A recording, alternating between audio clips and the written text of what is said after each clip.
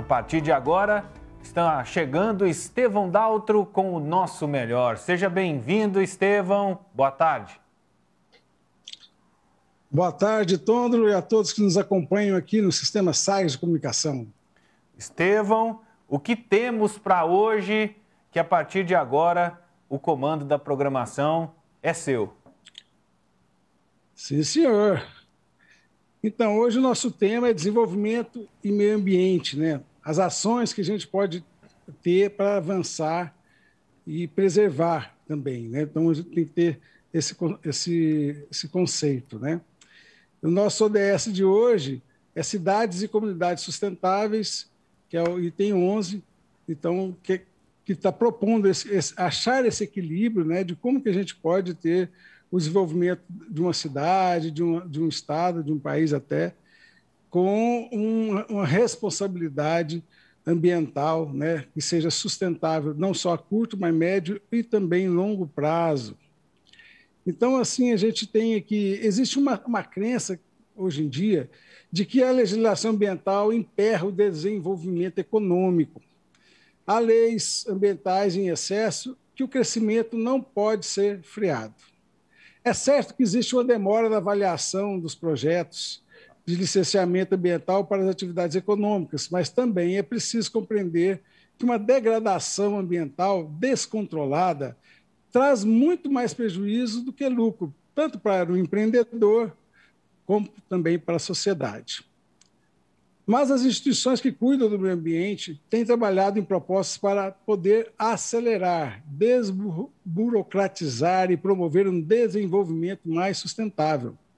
Para falar sobre isso, temos hoje conosco o nosso subsecretário de Licenciamento da Secretaria Ambiental de Recursos Hídricos do Estado de Goiás, né?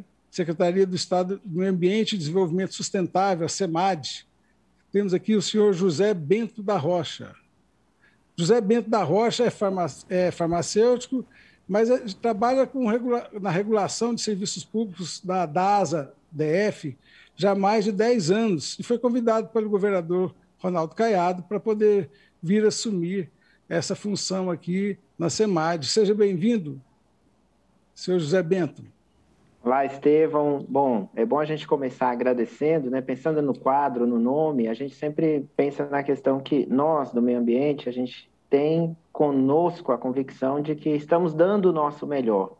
Mas será que o usuário percebe isso? Então, assim, todas as vezes em que a gente tem a oportunidade de trazer à luz, explicar, mostrar o que estamos fazendo, é sempre gratificante para nós. Então, já começo agradecendo aí pela oportunidade. Nós somos gratos pela sua disponibilidade, né, de estar aqui com a gente, tá? Então, vamos lá. O licenciamento ambiental, muitas vezes, é visto como um empecilho para o desenvolvimento econômico. Mas por que o licenciamento ambiental é tão importante para garantir o próprio desenvolvimento? Então, na verdade, assim, quando a gente pensa no mandato constitucional, né, de todo mundo que trabalha com o meio ambiente, quando a gente olha lá no artigo 225 da Constituição, que traz a questão de garantir um meio ambiente saudável para as futuras gerações, então isso é assim, nós temos que, para as atuais e futuras, né, então a gente tem que olhar para o hoje sem tirar o olho lá da frente. Então o meio ambiente ele precisa ser preservado e nós, da SEMAD, podemos dizer que temos um projeto grande que a gente trabalha para que isso seja garantido, tanto o desenvolvimento quanto à preservação. Então, se olharmos a mudança que foi feita no nome da SEMAD, né, inclusão do desenvolvimento sustentável, já denota isso, esse projeto de que a gente garanta, então, lá o mandato constitucional de olhar e deixar um meio ambiente saudável para as futuras gerações.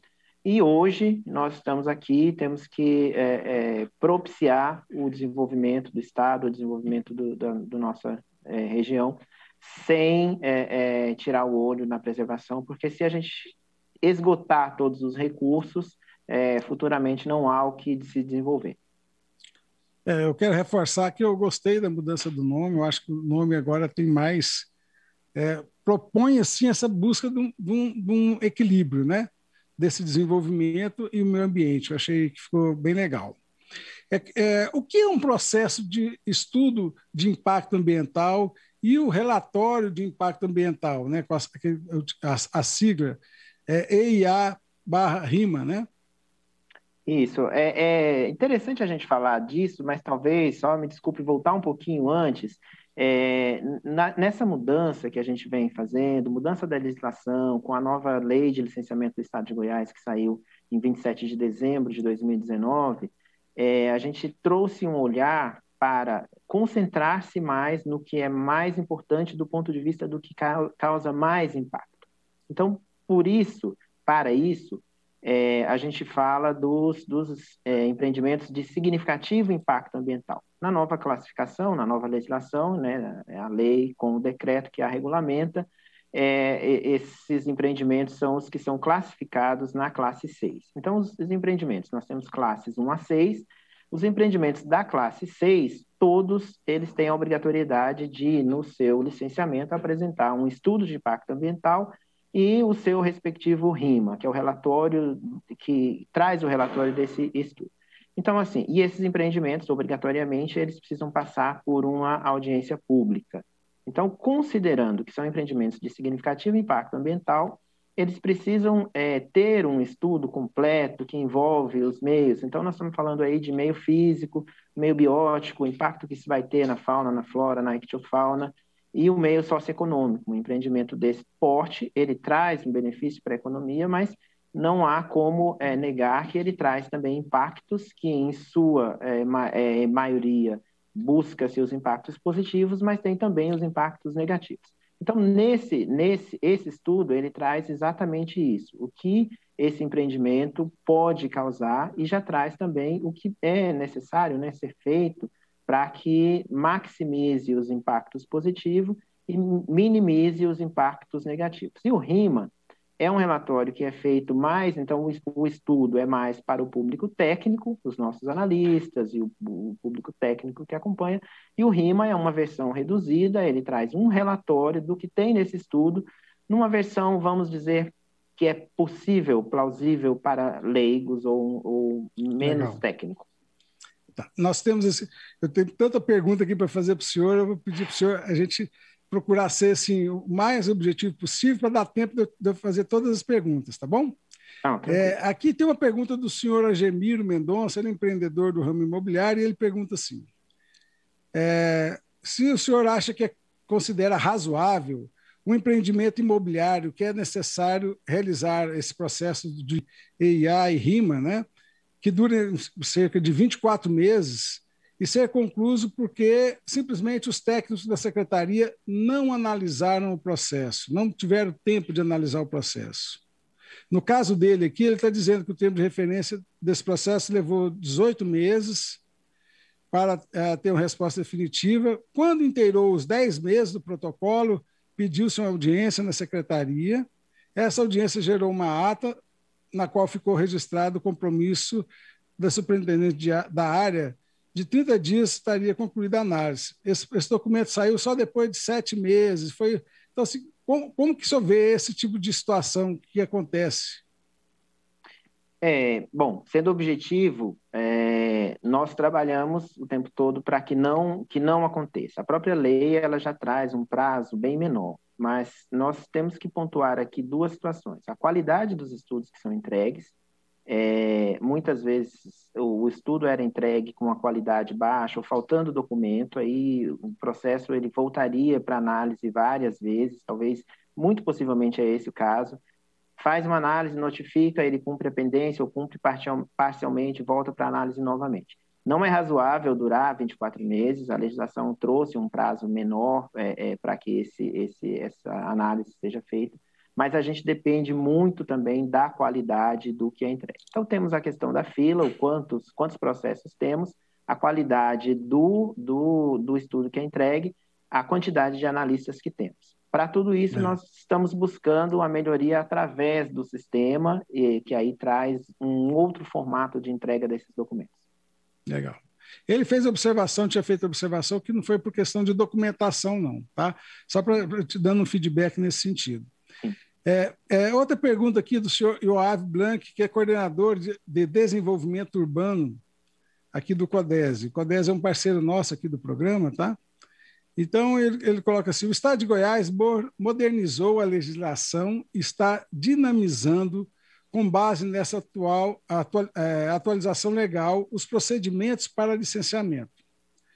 Como fazer que esse processo, tão importante para o desenvolvimento econômico, chegue nos municípios onde uma parte significativa das licenças é emitida? Certo. Na verdade, nós temos uma gerência aqui específica de apoio aos municípios. Os municípios, eu creio que ele esteja falando dos municípios descentralizados, que podem o município licenciar as atividades que não são exclusivas do Estado ou da União. A gente tem buscado apoiar esses municípios para que eles possam melhorar também o seu licenciamento. Então, nós estamos do lado de cá, eu brinco aqui que com a construção do sistema, nós estamos em plena reforma, morando dentro e trabalhando, e ao mesmo tempo a gente tem buscado repassar para os municípios a mesma lógica que nós estamos adotando aqui. Entenda-se, eles não são obrigados a fazer exatamente como nós fazemos. Mas existe esse diálogo, né? Existe esse... Permanentemente. Na semana que vem, nós retomaremos as atividades do SEMAN, que é o Conselho de Meio Ambiente, que é onde é definido o que o município pode ou não licenciar. Então, a resolução do SEMAN, que traz essa situação do impacto local, que é licenciado pelo município, também está sendo revista e vamos ter aí brevemente uma resolução totalmente nova. Eu entendo trazendo maior autonomia para os municípios e, ao mesmo tempo, maior responsabilidade. José, o que mais que a SEMAD tem feito para reduzir o tempo de avaliação e emissão das licenças ambientais? Esse novo sistema IP, ele faz parte desse esforço da SEMAD? Sim, com certeza. Na verdade, começou lá atrás, então, com a revisão da legislação, uma nova lei de licenciamento, um novo decreto regulamentador desse licenciamento, várias normas, e o que nós estamos agora, na fase atual, é exatamente trazer esse formato novo que foi criado para dentro do sistema. Então, hoje nós trabalhamos em dois sistemas diferentes, paralelamente. O sistema antigo, com grande parte das tipologias ainda estão lá, e no sistema novo a gente vai trazendo todas que a gente consegue padronizar nesse novo formato, a gente vai trazendo para dentro do sistema. Então, é um conjunto. A gente revisa a legislação para que ela olhe para o que efetivamente tem que olhar e olhe menos, ou pelo menos previamente, para os de menor impacto, e a gente coloca isso tudo pré-ordenado dentro do sistema, que quando o usuário traz a documentação dele, ele já traz a documentação completa, e aí a análise está sendo muito mais rápida nas tipologias que a gente já conseguiu trazer para dentro do sistema. Esse registro eletrônico, né? Eu estava estudando isso, esse registro eletrônico está possibilitando alguns empreendimentos, né, de um porte menor, de potencial de poluição menor, ser feito até via o próprio sistema, sem precisar ter intervenção de ir na pessoa, trazendo um responsável técnico, né, que possa se responsabilizar por isso. Como que funciona? Exatamente. A gente, dentro do sistema, já faz parte também da mudança legislativa. Então, como eu estou dizendo, é sempre um conjunto, né? A gente muda a legislação e depois a gente traz a legislação para uma forma de sistema. Deixamos aquela situação de todo mundo ter que ir lá no universitário, na SEMAD universitária, entregar um papel, porque hoje é totalmente digital. Então, isso é tudo entregue digitalmente. Mas no sistema, os portes e os empreendimentos que têm um potencial poluidor menor, que ele causa um impacto menor, a gente deixa de ocupar o analista para fazer essa análise desse procedimento previamente e leva ele para um acompanhamento na pós-licença. Então, no registro, eu trago todo mundo na maior quantidade possível, no menor tempo, para dentro do sistema. Eu conheço quem é o empreendedor, quem é o empreendimento, onde ele está, e a partir desse conhecimento eu posso acompanhá-lo e fiscalizá-lo de uma forma mais coerente. E, ao mesmo tempo, a gente traz isso, a mudança na legislação trouxe isso, uma responsabilidade maior para o empreendedor e para o responsável técnico. Eles dividem com a gente essa responsabilidade, porque antes ficava muito, ele traz o documento e eu falo, tá bom ou tá ruim. E aí isso sempre ficava a responsabilidade do lado de cá. Hoje, ele traz um atestado em que ele diz que está bom, e eu confio nele até que se prove o contrário. Então, nesse sentido, a gente está trazendo um formato em que a divisão de responsabilidades é muito maior. Agora, isso também não dá cabimento se a pessoa vai lá e faz, e depois que já está feito, e vocês vão fiscalizar, e aí, como é que fica? Ah, não, já está construído aqui, não tem como mexer. E tem gente que acaba usando isso assim, com uma má intenção. Então, deixa eu roubar 30 segundos do seu tempo só em outra situação. Como você leu no Você meu está roubando, currículo... não. O tempo aqui é nosso. Eu trabalho, originalmente, eu sou de uma carreira de regulação lá no Distrito Federal, e o Distrito Federal é conhecido pela que a faixa de pedestre funciona. Até que a faixa de pedestre começasse a funcionar efetivamente como funciona, eu acho lindo, tá? Eu sou goiano, da cidade de Goiás aqui, mas eu acho lindo a faixa de pedestre funcionar. Só que até que isso funcionasse, foi preciso um processo, com muita multa, com muita educação e tal. No registro, a gente tem um mecanismo no registro que é a malha fina ambiental. Então, quando um registro entra no sistema, ele fica lá por um período em que ele não avança automaticamente. Nesse período, a gente tira aleatoriamente uma parte desses registros para conferir se ninguém está colocando lá, né, a cartinha da namorada como sendo um documento. Então, a gente faz essa conferência e no começo foi só educativo. Agora nós já estamos começando a partir para as autuações e multas, principalmente por informação falsa. Então eu pergunto se aquela área era uma área consolidada, ou seja, se é uma área que houve a supressão de vegetação antes de 2008, e ele disse que sim, eu confio até a página 2. Quando eu vou conferir, e não eu posso olhar isso, eu tenho essas imagens de mapa, satélite, eu consigo verificar que não era em 2008, como ele me disse, eu já posso multá-lo por uma informação falsa. Ótimo. Então, assim, não é a intenção, a SEMAD não ganha dinheiro com isso, não é isso a nossa intenção. Mas a educação, ela vai, né, graduando em níveis. Então, nós já estamos chegando no nível das multas. Eu trouxe isso porque eu acho que é importante. Assim, não é justo que as pessoas sérias fiquem pagando pelos negligentes, né, pelas pessoas de má índole, né, com muita burocracia. Tem que fazer burocracia mais aberta mesmo e punir aqueles que fazem a coisa errada. Né? É por aí mesmo, acho um bom encaminhamento. Assim, uma última pergunta, porque nosso tempo está realmente encerrando. Eu vejo que muito disso que vocês, a peleja de vocês é falta de mão de obra, né? Há muito tempo que não há um concurso público. Tem previsão de um concurso público para poder trazer mais servidores para atuar e agilizar mais essa área? Temos um compromisso, tanto do governador Ronaldo Caiado como da nossa secretária, de que assim que for possível, né, a gente realizar o concurso. Só que as condições impostas lá pela Lei de Responsabilidade Fiscal, lá de 2001, e não é um caso só daqui, a minha carreira lá no DF também está defasada em número de pessoal. Hoje a gente tem um impeditivo legal de se fazer esse concurso, mas assim, a gente tem esse compromisso, tanto da secretária, já conversado com o governador, que assim que for possível, em relação à legalidade, a gente fará um concurso sim, o nosso pessoal realmente está, todo mundo tendo que trabalhar por 2. Deixa a sua mensagem, assim, final, qual a sua mensagem para os empreendedores que estão precisando viabilizar a sua licença junto à SEMAD? Bom, eu gostaria de deixar, e por isso eu agradeci no início, deixar muito claro para todo mundo que a SEMAD tem buscado uma abertura cada vez maior para a conversa, inclusive com os empreendedores. Eu acho que muitas vezes, inclusive no processo antigo, como era físico, o empreendedor não acompanhava muito o seu processo.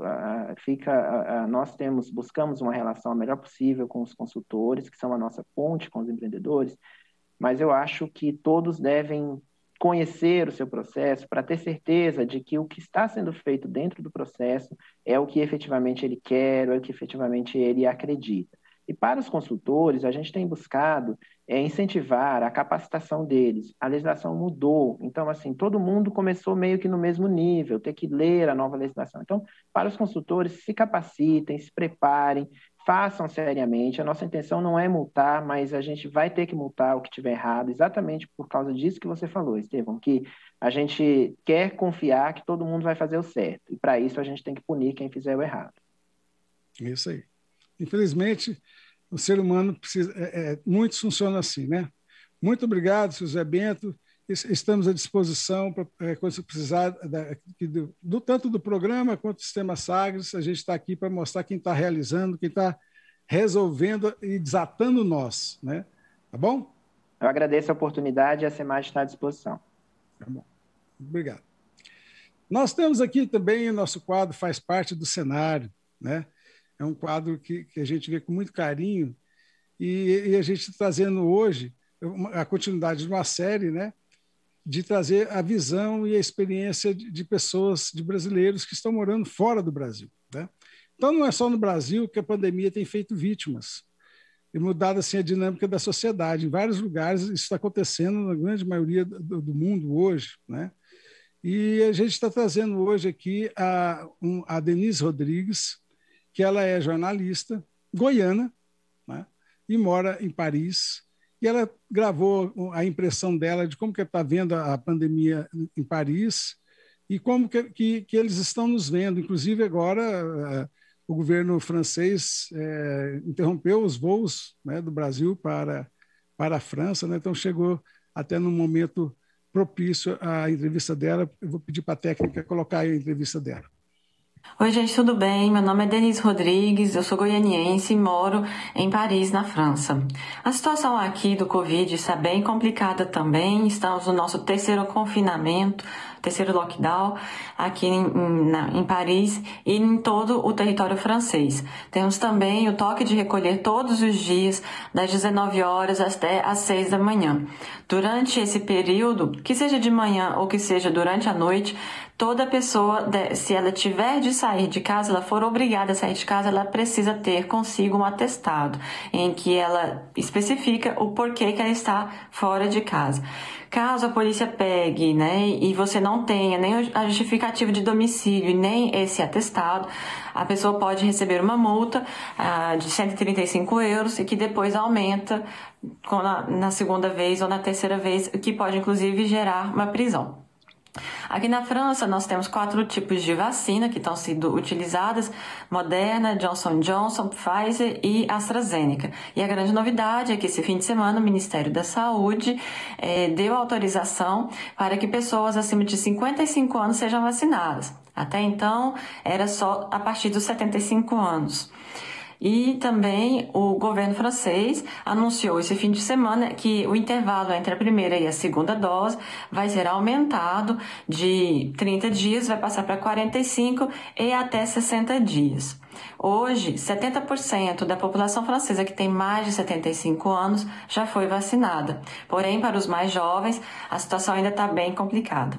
Outra novidade é que, a partir de hoje, está sendo vendido nas farmácias o autoteste, que é um teste que você pode comprar na farmácia e fazer em casa mesmo para saber se você tem o Covid ou não, antes de ter que fazer o PCR, que é o teste oficial. A situação no Brasil, ela é muito complicada, ela preocupa bastante os franceses por essa falta de unidade política no país inteiro.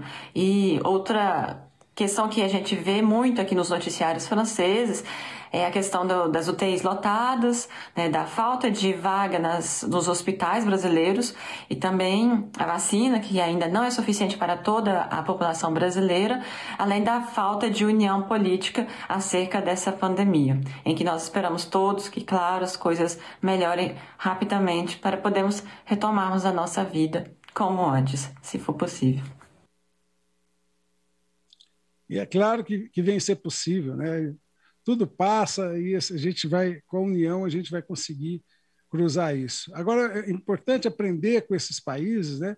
Que eles também não é só porque eles pedem que as pessoas obedecem. Você vê que tem uma linha bem rente de multa, de punições, até prisão para aquelas pessoas que insistem em desobedecer. A gente precisa trabalhar mais, eu acredito que a gente precisa trabalhar mais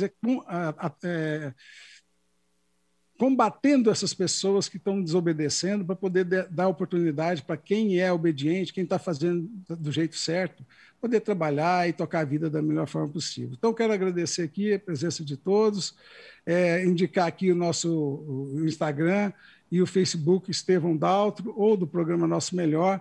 Estamos também no Spotify, com uma playlist, viu, Tôndolo? Você curte boa música, vai lá no Spotify ouvir as músicas que a gente tem numa playlist lá no Spotify, né? E agradecer a presença aqui, então, do subsecretário de Licenciamento Ambiental e Recursos Hídricos da SEMAD, José Bento da Rocha, e a jornalista Denise Rodrigues, que veio nos abrilhantar aqui com um ar francês para nós aqui. Muito bom, Estevão, muito obrigado. O leme está de volta para tu, homem. Combinado, então, Estevão, muito obrigado. Você acompanhando aí mais uma edição do Nosso Melhor, né? E a gente registra dentro do nosso Sagres Online, dentro do nosso canal no YouTube, você acompanha semanalmente as edições do Nosso Melhor aqui dentro da programação da Sagres.